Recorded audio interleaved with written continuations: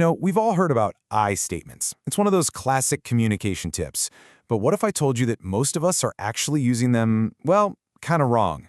Getting this one simple tool right can be the difference between a conversation that just ends in another fight and one that genuinely brings you closer together. So let's break down the real power behind the I statements. Does this feel familiar to you? You try to bring up something that's on your mind, something that's bothering you, and bam, a wall just goes up instantly. Your partner gets defensive, maybe they shut down, or maybe they even turn it right back around on you.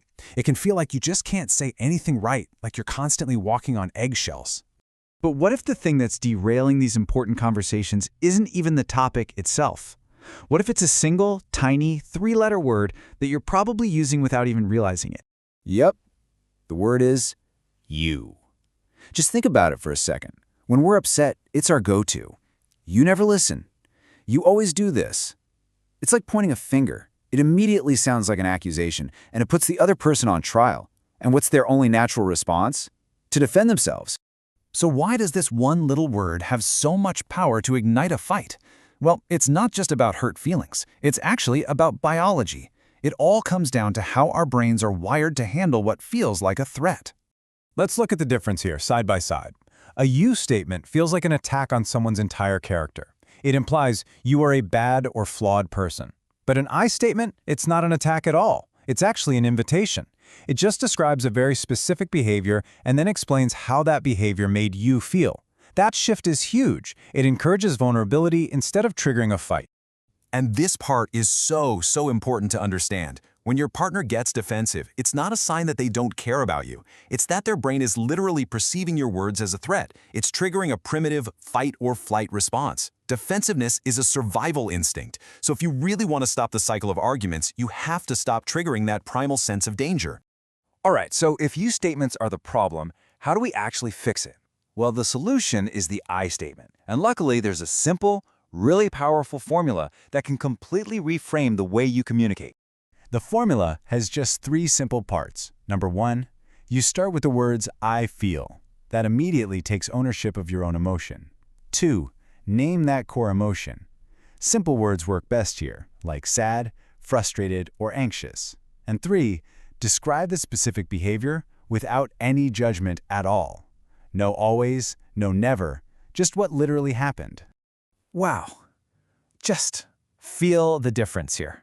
You're always on your phone and you don't care about me is such a massive accusation. I mean, of course they're going to fight back, but I feel lonely when we sit on the couch and you're scrolling. That's not an attack. That's just a fact about your own internal world. Nobody can argue with how you feel. It invites them to understand your hurt, not put on their armor and prepare for battle.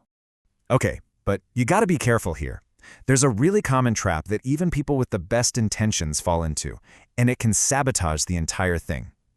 It all comes down to one sneaky little word. And that word is like, as in, I feel like you aren't doing your fair share.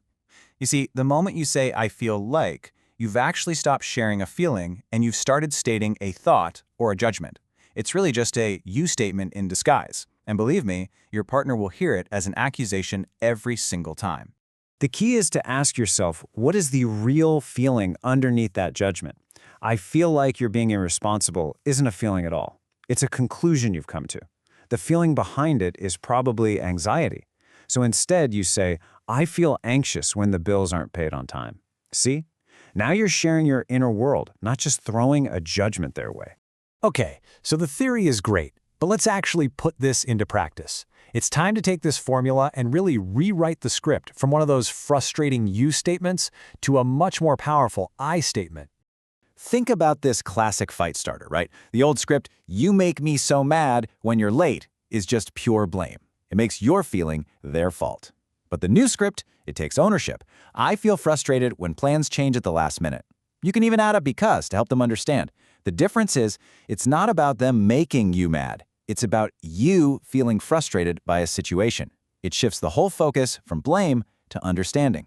So by making this one simple linguistic shift, you're not just avoiding fights, you're actually fundamentally changing the entire goal of the conversation, from trying to win an argument to trying to build a stronger connection. Now listen, this is probably going to feel awkward at first. It might even sound a little robotic when you first try it, and that is completely normal. You're basically learning a new language for your relationship, one that's built on emotional intelligence. The goal is not to be perfect. The real goal is just to be willing to try something new, to intentionally choose connection over conflict. So I'm going to leave you with this challenge. Think about one recurring argument in your life, one conversation that keeps going in circles. What is one conversation that could be completely transformed, maybe even right now, just by swapping a single you for an I? Give it a try. It might just change everything.